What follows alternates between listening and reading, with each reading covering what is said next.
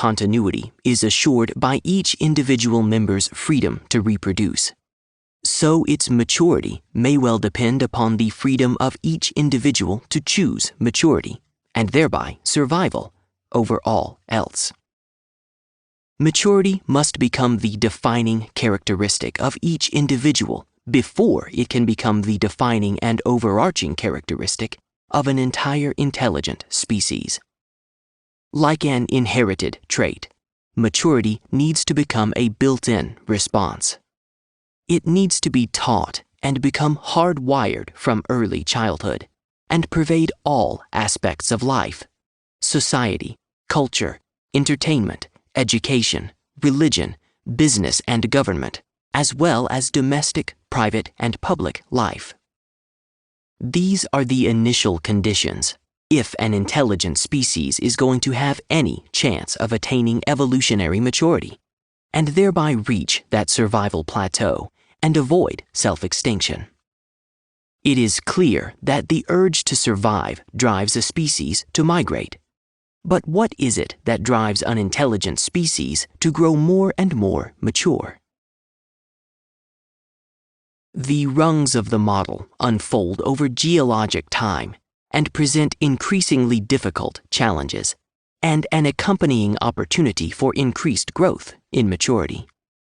It appears to have been designed to move intelligent species, rung by rung, beyond basic instinctive animalistic nature and behavior with which it initially evolved, to increasing levels of maturity, making increasingly more intelligent choices at each rung.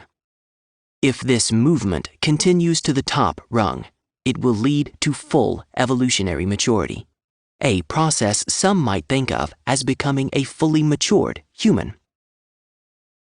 To accomplish this, evolution appears to have partnered with the universe, solar system, and planetary orbits to generate a recurrent set of geologic and climate events that drive habitat changes, preventing a species from resting on its laurels, and forcing a species to continuously adapt, innovate, mature, and when all else fails, migrate to the next higher rung to survive, or go extinct.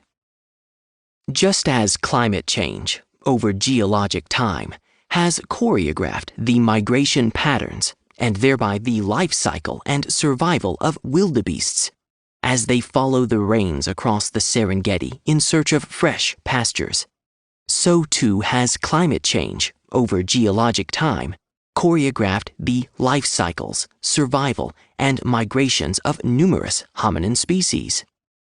Today, with global warming in hot pursuit, climate change will soon begin to shape the adaptations and innovations of Homo sapiens, driving pressures to mature beyond the current fractious community of nations, if it too is to survive and migrate, this time, perhaps, to the stars.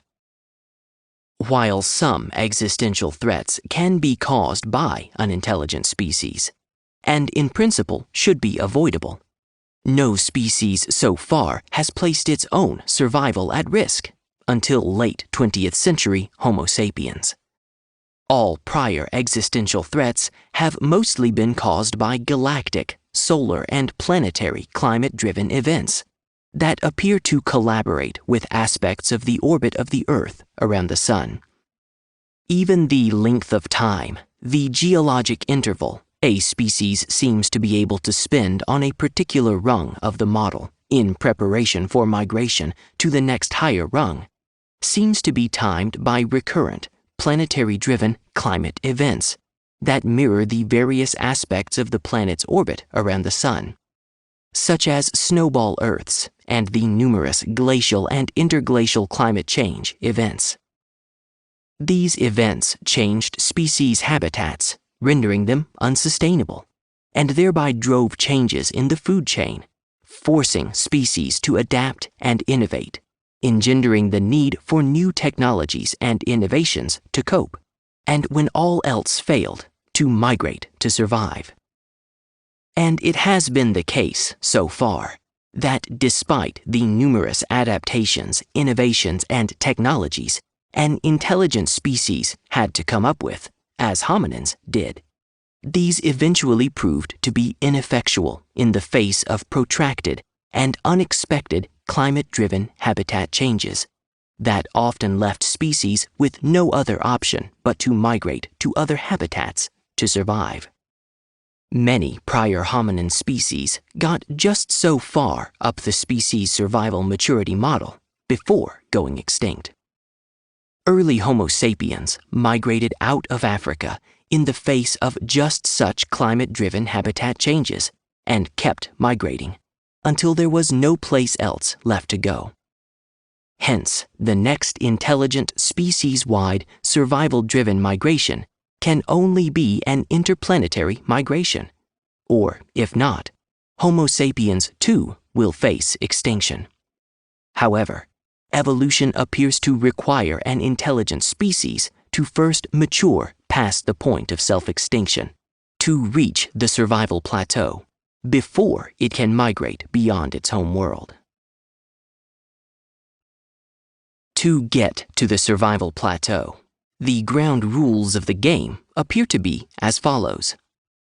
Once an intelligent species has evolved, the species' survival game begins, and the evolutionary clock starts ticking. Each rung of the model ends in one of two outcomes: survival or extinction. In the face of planet-initiated climate events on each rung, or by its own extinction-enabling choices, a species has no way to escape extinction on any rung, unless and until it is able to adapt, innovate, mature, and migrate to the next higher rung in some finite geological time. And maybe a little too much like the movie The Hunger Games. At each rung, the game of life can end in extinction, and has for all prior hominin species.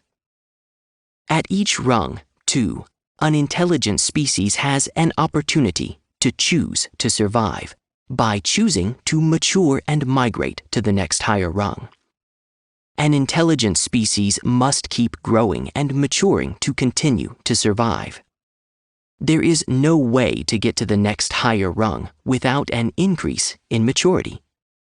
Survival-driven adaptations and survival-driven innovations must be accompanied and exceeded by an increase in maturity.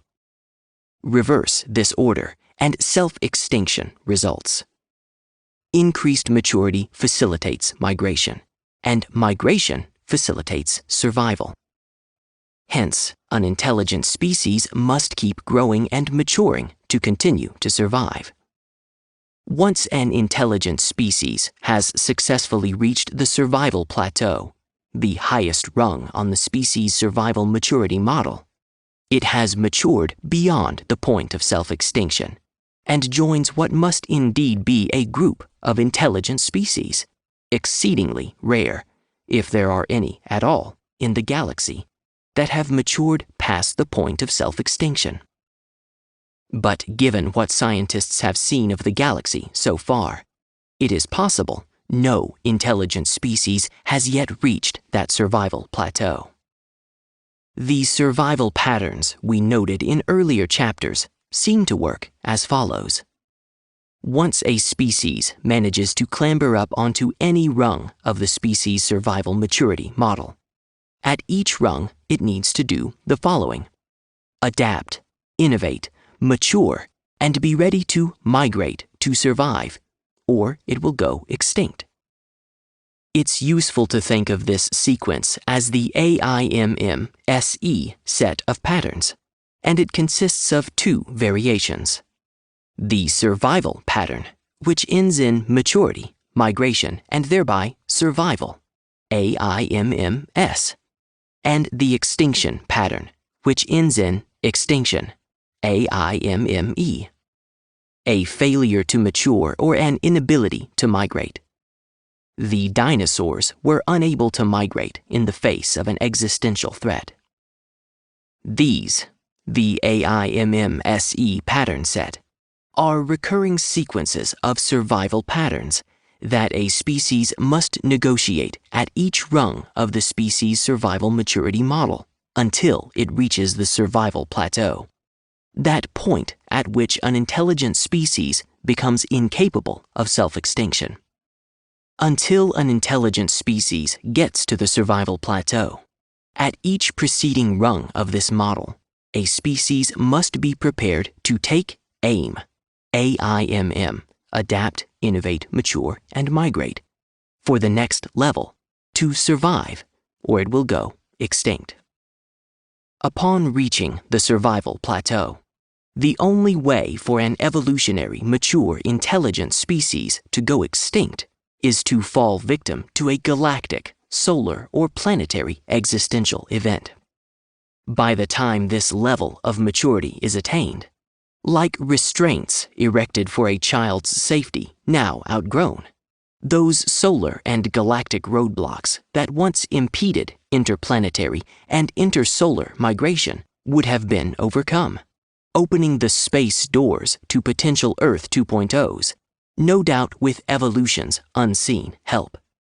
A maturing, intelligent species on its way to the survival plateau more than likely would have developed strategies to evade the universe's existential threats.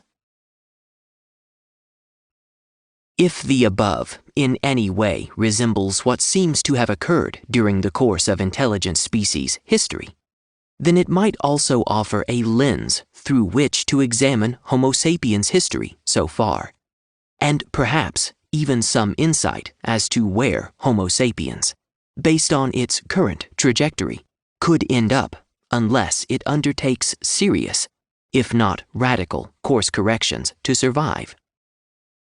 If one can gain confidence in the model's ability to mirror, at a high level, prior intelligent species experience, perhaps one can then have a measure of confidence in what, broadly speaking, it might imply for our species looking ahead.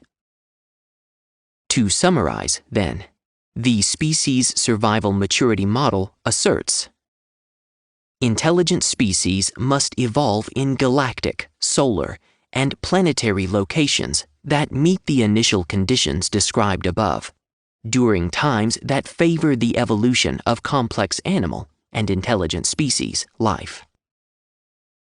Following its evolution, an intelligent species' survival is choreographed and circumscribed by a set of repeating evolutionary survival patterns driven by climate change.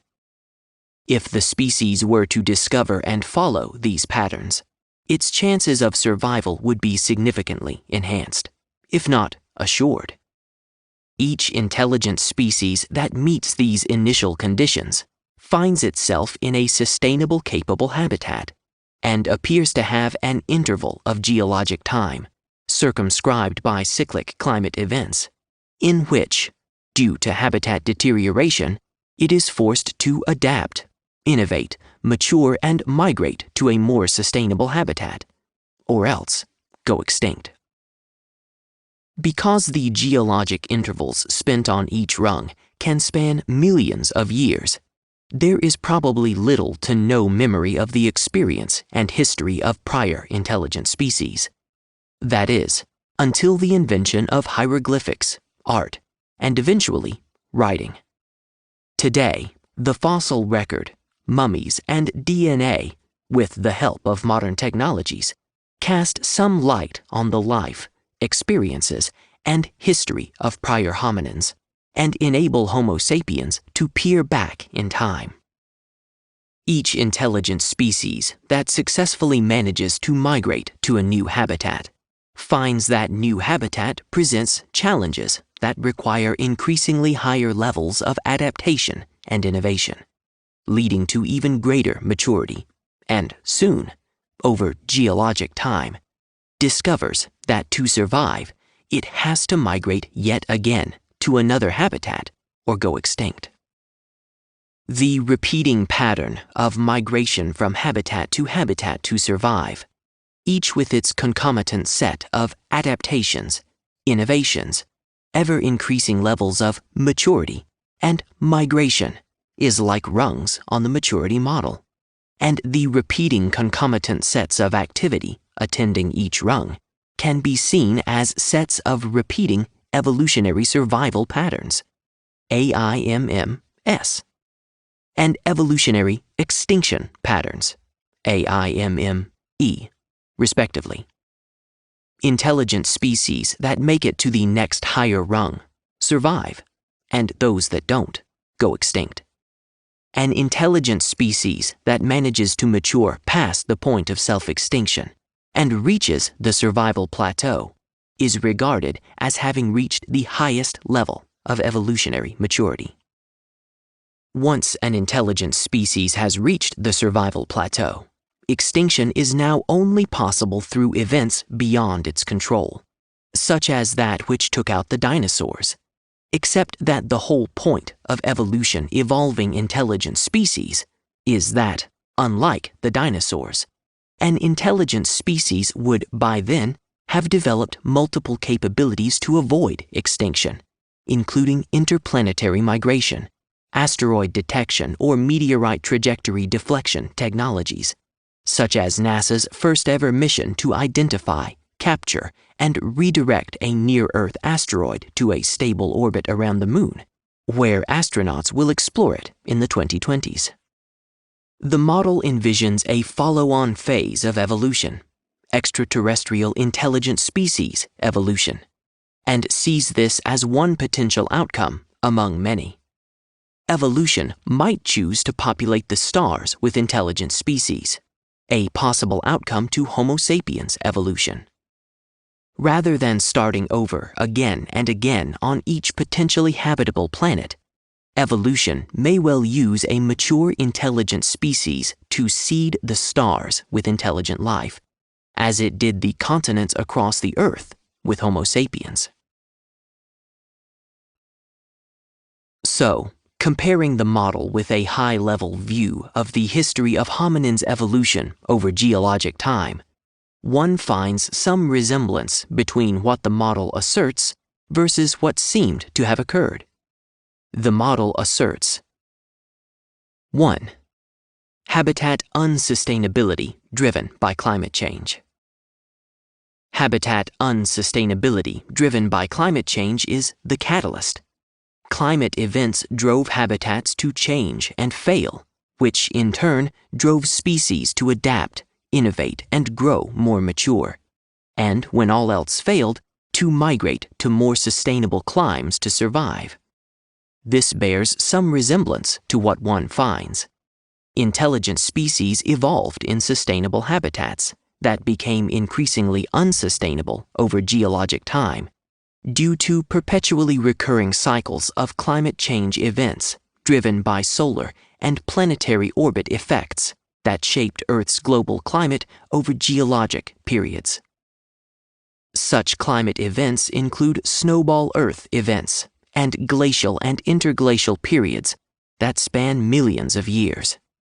To repeat Rick Potts, who was quoted in Chapter 6, the period of human evolution has coincided with environmental change, including cooling, drying, and wider climate fluctuations over time. Overall, the hominins' fossil record and the environmental record show that hominins evolved during an environmentally variable time. Higher variability occurred as changes in seasonality produced large-scale environmental fluctuations over periods that often lasted tens of thousands of years. 2. The survival urge. The model compares intelligent species' efforts to survive to participants in a kind of survival game of life. It envisions multiple intelligent species over geologic time, working their way up the species' survival maturity model en route to the survival plateau. At every rung, each competing hominin species must adapt, innovate, mature, and migrate to survive, or go extinct. It assumes the number of hominin species increasing with time, entering the fray, simultaneously participating at different rungs of the maturity model, and a slow and continuous winnowing of the ranks as more and more failed to mature enough to migrate and survive, succumbing instead to extinction, leaving fewer and fewer to continue on. And, indeed, the history of hominins over geologic time, as shown in Figure 2.1, again viewed from a high level, appears to have followed such a pattern, beginning with multiple simultaneously or near simultaneously existing hominin species, eventually thinning down to just a few. 2 million years ago, in Africa, several species of human-like creatures roamed the landscape. Homo sapiens appeared around 300,000 years ago, at a time when several others existed. But as recently as 30,000 years ago, there were only 3 other hominin species around, as well as modern humans. Yet today, only Homo sapiens remains. Homo sapiens is the one species that has survived from the diversity of hominin species.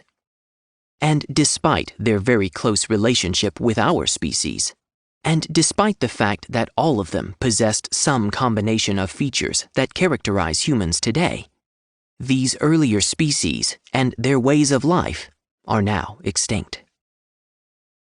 3. Adaptation and innovation. Survival tools.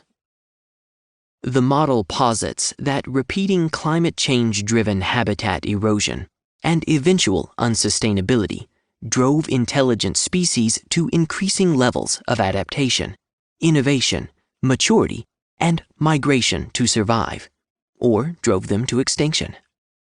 The environment and climate change-driven habitat failures were evident in different layers of sediment, indicating different habitats at different times. Humans would have had to develop new cultural technology to deal with cold environments and changing food sources, especially during the last 250,000 years. Overall, the evidence shows that hominins were able to adapt to changing environments to different degrees. The genus Homo, to which our species belongs, had the capacity to adjust to a variety of environmental conditions. And Homo sapiens is especially able to cope with a broad range of climatic conditions, hot and cold environments, arid and moist ones, and with all kinds of varying vegetation. Our species uses resources from a vast variety of plants and animals, and uses many specialized tools. Homo sapiens have cultivated many social contacts and means of exchanging resources and information to help us survive in a constantly changing world. Hence, some believe that change itself may well have been, and still is, an evolutionary survival selection mechanism. In fact, a growing number of scientists think that major climate shifts may have also forged some of the defining traits of humanity. In particular, a few large evolutionary leaps, such as bigger brains and complex tool use, seem to coincide with significant climate change. There are others still who believe that the ensuing and impending climate changes in the current and next century may be the catalyst for the next change in human subsistence patterns, and will engender another burst of human survival-focused innovations and cooperation with one another. 4. Migration, the escape hatch.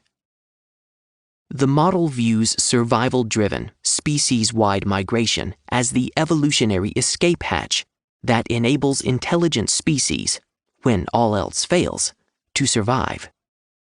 The need to migrate to survive is as built into hominins as the need to reproduce. Neanderthals migrated outwards into Europe and Asia and Eurasia long before humans did, and they lived across Eurasia, as far north and west as Britain, through part of the Middle East to Uzbekistan. According to the genetic and paleontological record, while earlier hominin species, such as Homo erectus and Neanderthals, migrated from Africa many thousands of years earlier, Homo sapiens started to leave Africa only between 60,000 and 70,000 years ago. Homo sapiens ensured its survival through migrating out of Africa at a time of habitat loss due to climate change caused by the last ice age. 5. Maturity. The model suggests that, among complex animal species, intelligent species are uniquely prone to self-extinction. The only way for intelligent species to avoid self-extinction is to mature beyond the point of self-extinction. The model argues that intelligent species will survive only if they can reach the survival plateau, the level of maturity at which an intelligent species has grown beyond the point of self-extinction. Homo sapiens might well be the last of the hominins. Scientists have speculated that the conspicuous absence, so far, of other intelligent species in the galaxy might be because Homo sapiens is premature in a universe that has not had enough time for intelligent species evolution to proliferate. If Homo sapiens is not the first, prior intelligent species may have all managed to do themselves in, or just haven't been discovered yet. Homo sapiens has been around for barely 300,000 years and has already managed to put its survival in question. Not since the dinosaurs has a non-man-made, species-wide, existential-level threat to complex animal life and Homo sapiens' survival arisen. Threats today to life and Homo sapiens' continued existence, including WMDs, global climate change, and soon AI, are all entirely of its own making. Given what appears to be evolution's goal, to preserve life beyond universal extinction events, it is not too surprising to find natural processes designed to drive intelligent species to mature beyond the point of self-extinction, probably based on a deep appreciation of the potential dangers that can result from an unguided exercise of freedom to choose their own path, a deep concern that many Homo sapiens now have good reason to share. Ours is an era no prior hominin species has had to face. While all prior hominin species have gone extinct, none has had the ability to cause its own extinction. Evolutionary maturity is the one hurdle that no prior or existing intelligent species has been able to attain. To avoid self-extinction, Homo sapiens has no choice but to reach that survival plateau. But it somehow seems blissfully unaware that it may be locked in a game for survival that began with the first hominins more than 5 million to 6 million years ago. As Steve Jobs observed, one has to look to the past to connect the dots. But Homo sapiens has so far failed to connect the dots, and is failing to see that, as the last of the hominins, it's now its turn to carry the torch on the road to survival, perhaps on the final geologic lap, and must reach that survival plateau on behalf of all prior hominins. Fewer and fewer people believe Homo sapiens' current selfish pursuit of profits and power and endless economic growth, which has led to the threat of self-extinction, will eventually lead to evolutionary maturity and thereby survival. How, then, will Homo sapiens choose to adopt the evolutionary patterns that lead to survival? If the lessons of prior Homo sapiens civilizations can serve as a guide, such a transformation will be anything but voluntary. 6. Extraterrestrial intelligent species evolution. This is an aspect of the species survival maturity model that takes a not-so-blind guess as to where evolution might be heading next. This will be one way to test how well the model is able to predict the potential outcome for intelligent species, and, hopefully, Homo sapiens. If, as some scientists are beginning to suspect, intelligent life might be very rare, and Homo sapiens may be, if not the first, the sole surviving intelligent species in the galaxy, and assuming Homo sapiens attains evolutionary maturity, it is not such a stretch to see that, just as bees seeking honey end up spreading pollen, so Homo sapiens might end up an unsuspecting partner in spreading intelligent life across the stars, possibly one of many evolutionary outcomes for populating the galaxy. Should this turn out to be so, it will indeed be stranger than any fiction one might imagine, as there is nothing in Homo sapiens' current discourse as a species that even entertains such a destiny, or even hints at an awareness of being evolution's potential partner in the spread of intelligent life across the galaxy. Could such a realization motivate Homo sapiens to choose evolutionary maturity? If indeed there is such a thing as a species survival maturity model, as explored above, and if there are survival patterns not so well hidden over geologic time in hominins' struggle to survive, can Homo sapiens, the last of the hominins, take the torch of this game of life all the way past the finish line, past the point of self-extinction, to the survival plateau? Can Homo sapiens today imagine the hope that must have shined in the lonely eyes of the first hominins as they began this long race on the plains of Africa? Like relay runners passing the eternal flame onto surviving hominin species, even as they themselves went extinct, they must have wished only that the recipients keep the flame of life alive to pass on to the next hominins in line in the race for survival. They were like so many travelers on a road much longer than the Silk Road, the path to maturity and survival. Their footsteps written into the fossil record for all surviving hominins to see as they left us a sustainable world and asked only that Homo sapiens today do the same so succeeding generations of hominins might get to that finish line. Now, this game of life, which may have begun more than 5 million years ago, and has seen the evolution and extinction of numerous successor species and their accumulated adaptations, innovations, maturity, and migrations, is bestowed on Homo sapiens, the sole surviving species, the last of the hominins. As in the words of Galadriel to Frodo in the movie The Lord of the Rings, The Fellowship of the Ring, "This task was appointed to you, and if you do not find a way, no one will." If Homo sapiens does not find a way, no other extant Earth life species will. Homo sapiens, like Frodo, now has the awesome responsibility of taking that torch of life that began its journey over 5 million years ago, past the finish line, past the point of self-extinction, to the survival plateau, carrying with it the dreams of all past species of the genus Homo that ever lived.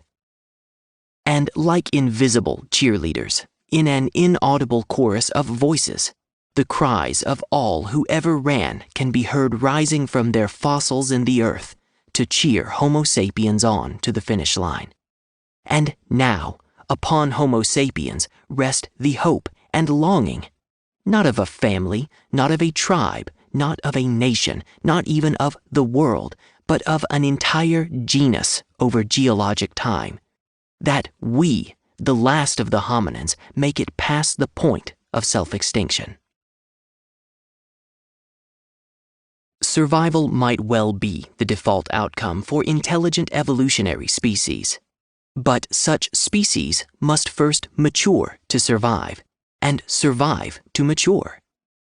As long as habitats remain sustainable, and life is able to reproduce itself, species will survive unless driven to extinction by galactic, solar, or planetary climate change events. Evolution needed then to find a way for life to survive without having to restart life after each mass extinction. It needed to evolve an intelligent species capable of choosing from among potential evolutionary outcomes the one to survive beyond self-extinction and beyond existential threats such as those that took out the dinosaurs. Evolution appears to have been keenly aware of the risk an immature intelligent species might pose to itself, other species, and the rest of the planet, but obviously continued, placing bigger bets on a successful outcome, hoping that among the clutch of intelligent species, at least one would choose survival over self-extinction. And now, Homo sapiens, the last in that long line of hominins in the genus Homo, which evolved more than 5 million years ago, is about to prove whether or not evolution's gamble will pay off. To survive, Homo sapiens must find and follow the evolutionary survival patterns and the survival strategies implied in the species survival maturity model. In particular, it must find and follow the survivability and habitat sustainability test. Evolutionary maturity is undoubtedly the most challenging of the survival patterns. Regardless of how well an intelligent species adapts, innovates, and migrates, it must above all else mature. It must mature to survive and survive to mature. Unless it matures, it will go extinct. We explore what evolutionary maturity means next. Chapter 13. Evolutionary maturity. The only path to intelligent species survival. Now that I have fulfilled my purpose, I don't know what to do. Sonny the robot in the movie I, Robot. I guess you'll have to find your way like the rest of us, Sonny. I think that's what Dr. Lanning would have wanted. That's what it means to be free. Del Spooner in the movie I, Robot. You might recall this enigmatic response by Will Smith's character, Del Spooner, to Sonny the robot in the movie I, Robot. Sonny was trying to figure out what individuals of an intelligent species, like Homo sapiens, have been trying to sort out ever since the first intelligent species evolved on Earth. Why am I here? What should I do next? Questions no non-intelligent species will ever face. 6 million years ago, evolution, it seems, set out to evolve a new kind of complex animal species that, unlike any prior species, would be free to choose its own evolutionary outcome. It was a species so different that it would evolve the capacity to transcend and largely replace the basic animal instincts that control the behavior and life cycle of all other animal species. Its emergent intelligence would enable it to evaluate various outcomes and make choices to shape its own evolutionary outcome in ways no prior species had ever been able to do. It was a species that could make choices so far-reaching that it could potentially, perhaps inadvertently, bring about its own extinction and the extinction of numerous other species, or make choices to mature beyond the point of self-extinction, to evolutionary maturity. And like Sonny, ever since that time, hominins, and now Homo sapiens, have been finding out what it means to be free. The single burning question both evolution and all of mankind are waiting to find out is what Homo sapiens, the last of the hominins, the last in the genus Homo, and possibly the last intelligent species on planet Earth, if not the galaxy, will choose. In a prior chapter, we noted that one way to think of evolutionary maturity is as a survival plateau, the point at which an intelligent species would have matured beyond the likelihood, or even the possibility, of self-extinction. We also explored why evolution might have set attaining evolutionary maturity as a prerequisite for intelligent species survival, and the role of a species survival maturity model, which evolution appears to have left to guide intelligent species to evolutionary maturity. In this chapter, we go on to explore what exactly evolutionary maturity is and what it is not, how it differs from what Homo sapiens might consider maturity, what it might mean for an intelligent species to undergo the transformation from basic, instinct-driven, tree-hugging ape-like creatures on all fours to a bipedal, erect, intelligent, self-aware species, and its struggle to choose maturity and survival over extinction. What is evolutionary maturity? In addition to being a level of maturity beyond which self-extinction is impossible, a survival plateau, it can also be viewed as a measure of how a species chooses to survive. The evolutionary maturity scale ranges from the zero or near zero maturity level of a species, indicating near certainty of its self-extinction, to the fully matured level, the point at which it can no longer drive itself to self-extinction. When a species has matured beyond the likelihood, and perhaps even the possibility of self-extinction, it is said to have reached a survival plateau. So, is it really just about avoiding self-extinction long enough to get to that plateau? Well, it's certainly that, but perhaps a different way to get at the meaning of evolutionary maturity is to consider what an evolutionary mature species is, and what it needs to do to become evolutionarily mature to get to that survival plateau. An evolutionary mature species is one that can successfully sustain its life within Earth's ecosystems without destroying itself, other species, and its habitats in the process. You are probably thinking at this point, is that it? Is that all? Well, yes. But as simple as it seems, modern Homo sapiens, its vaunted adaptations and innovations notwithstanding, has failed to do any of the above. Indeed, since switching 10,000 years ago to agriculture as its primary way to sustain itself, Homo sapiens has failed to do so without destroying other species or Earth's habitats, and, by the look of things, might well be on its way to destroying itself. Moreover, it has done it all outside of Earth's ecosystems. So, one way to think of evolutionary maturity is the ability of a species to live and let live.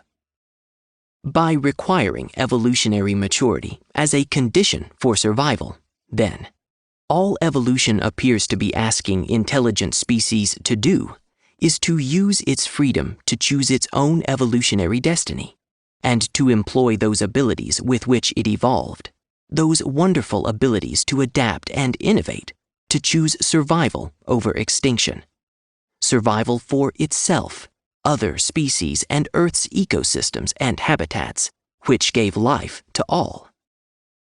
Unfortunately, Homo sapiens has instead so far chosen to do precisely the opposite. Why? More than likely because our species has lost its freedom to choose, and what one sees instead are the results of the choices of the few, a topic we will turn to in Chapter 15. However, if Homo sapiens were to eventually see its way clear to choose evolutionary maturity and survival over extinction, it would have successfully scaled that survival plateau and would no longer be capable of self-extinction. Homo sapiens would then be well positioned to become the first Earth-life species capable of surviving the universe's existential threats, and, potentially, the first to be truly capable of continued survival in a universe characterized by birth, life, and death, by adapting and innovating the capabilities to migrate from planet to survive. Above, we defined an evolutionary mature species as one that can successfully sustain life within Earth's ecosystems without destroying itself, other species, or its habitats in the process. Digging deeper into this definition, a few key takeaways emerge. Notably, an Earth-life species has no choice but to sustain life to survive, and can only do so in the following manner. 1. Within Earth's ecosystems rather than outside, as agriculture requires. 2. Without destroying other species. 3. Without destroying Earth's ecosystems and habitats. And 4. Without destroying itself. An Earth-life species has no choice. But why? In brief, it has no choice if it wants to survive. The following is a more in-depth answer. All Earth life needs energy to survive, and that energy comes from the sun. The only way to obtain that energy is through photosynthesis. It is collected and stored in the flora and fauna populating Earth's ecosystems and habitats. Sustaining life from within Earth's ecosystems means consuming the flora and fauna in which that energy is stored. Since the only way to obtain the energy a species needs to survive is by consuming Earth's photosynthesizing flora and the fauna that consumes the flora, then clearly doing so in a way that leads to their extinction destroys not only these species and the habitats that depend upon them, but will eventually lead to its own extinction. It's a simple survival lesson it seems all non-intelligent species managed to get right. Homo sapiens, all its intelligence notwithstanding, has somehow failed to grasp it.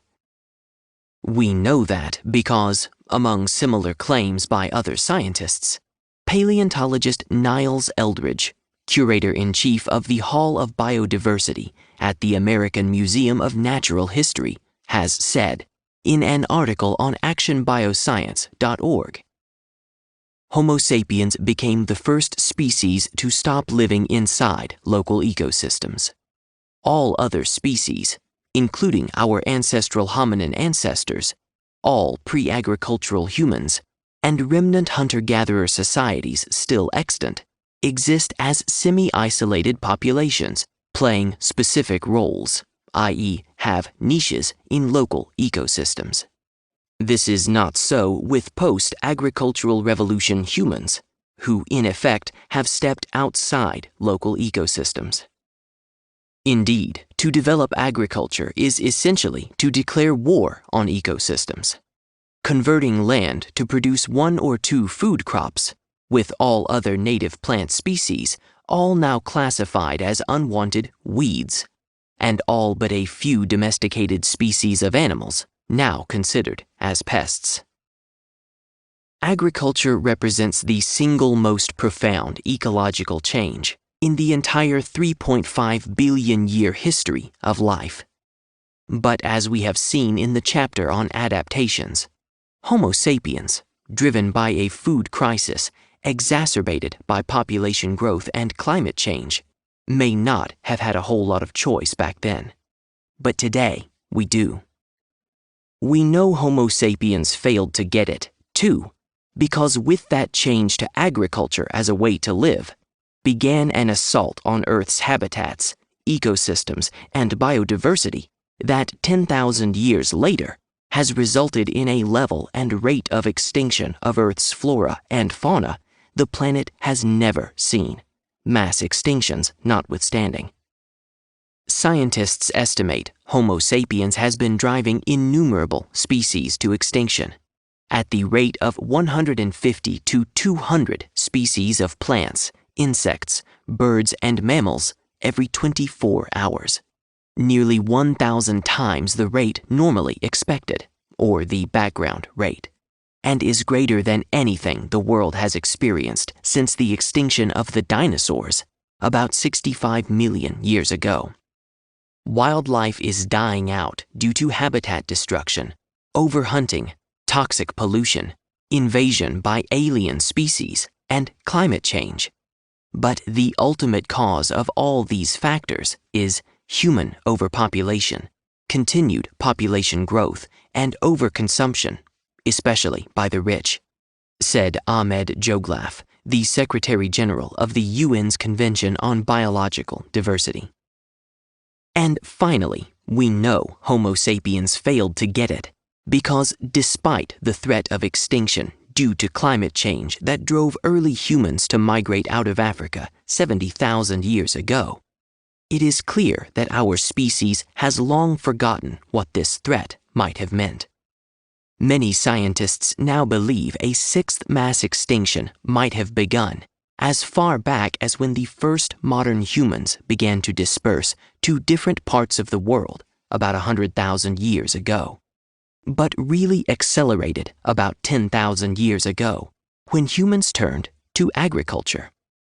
As seen in prior chapters, man-made global warming has increased global temperatures to levels approaching prior greenhouse mass extinctions, in particular, those of the Permian-Triassic extinction.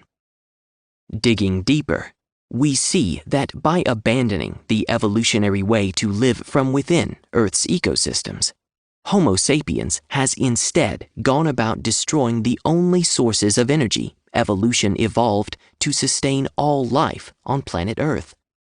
And if there is one takeaway one might glean from digging deeper, it is that there is no way for any Earth life, Homo sapiens included, to obtain the energy it needs to survive except through evolution's photosynthesizing energy sources, Earth's species, ecosystems, and habitats.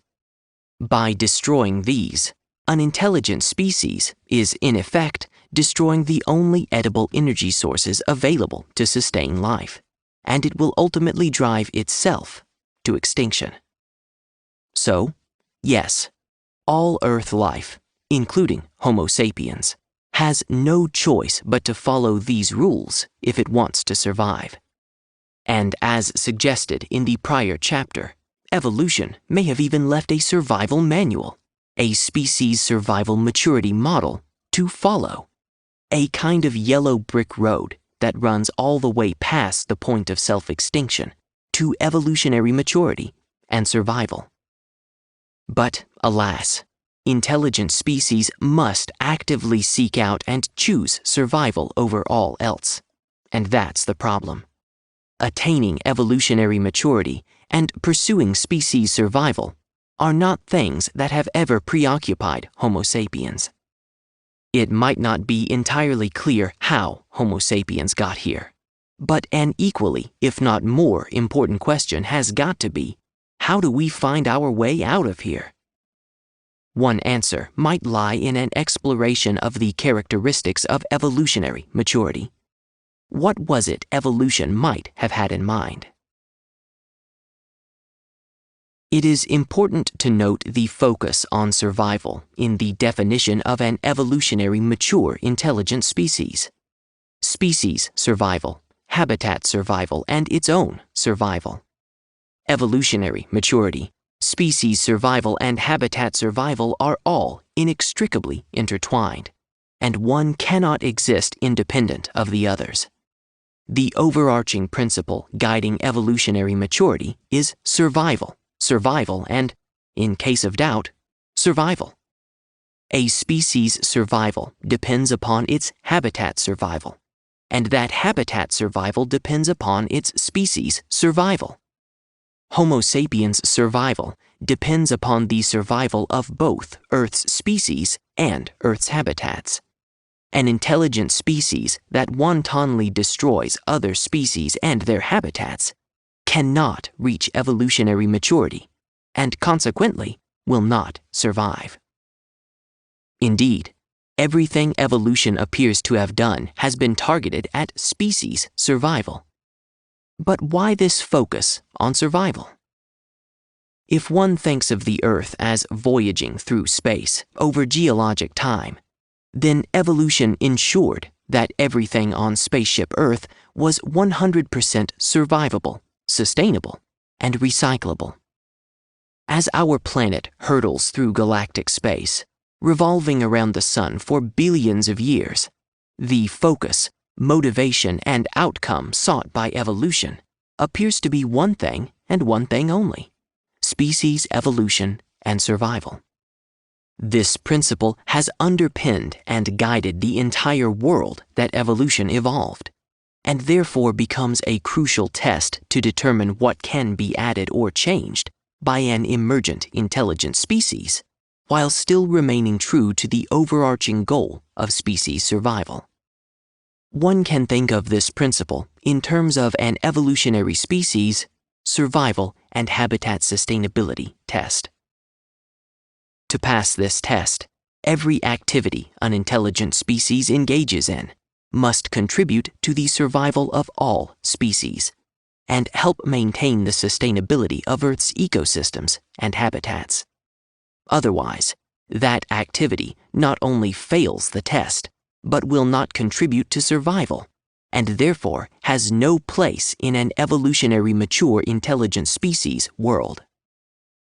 Apart from evolving life itself, and ensuring all species came with the built-in ability to reproduce and perpetuate themselves, and apart from the fact that it jump-started life repeatedly in spite of galactic, solar, and planetary disasters, including climate change events that drove innumerable species to extinction over geologic time, evolution has provided all the essentials necessary to survive. It provided the right planet, orbiting in the continuously habitable zone of the right star, in the right neighborhood of the galaxy, an inner atmospheric system, temperature, pressure, and just enough gravity to keep it all from skipping off into space, an outer tier of larger planets to surround the inner one, where life had to be protected from incoming, an environment with renewable habitats to support life all the way and for as long as that journey to intelligent species maturity must take, a perpetual and comparatively safe renewable source of energy, and clean air, clean water, lots of organic natural food sources, and natural habitats filled with renewable and recyclable materials that can be used and reused from one generation to another across all species. Even when that turned out to not be enough to stave off the death-dealing blows of the universe, evolution evolved a brand new and different species, hominins, and thereby Homo sapiens, a nascent intelligent species that, hopefully, will one day survive beyond the universe's mechanisms of birth, life, and death. Survival, then, is the cornerstone of the world that evolution built. If one wanted to test whether an idea, concept, policy, or belief, or an economic, political, legal, religious, or any other system or approach, for that matter, that Homo sapiens has come up with, could or should be carried forward into an evolutionary mature intelligent species world, one simply need only apply that survivability and habitat sustainability test. This test essentially asks the question and applies the principle that seems to have guided evolution. Does this, in all its aspects, promote and result in species survival? Or does it require the sacrifice of species, or result in species and habitat exploitation, death, or extinction to attain its goals? It's that simple, and it's the rule all Earth life, other than Homo sapiens, lives by. If the focus, motivation, methods, approaches, and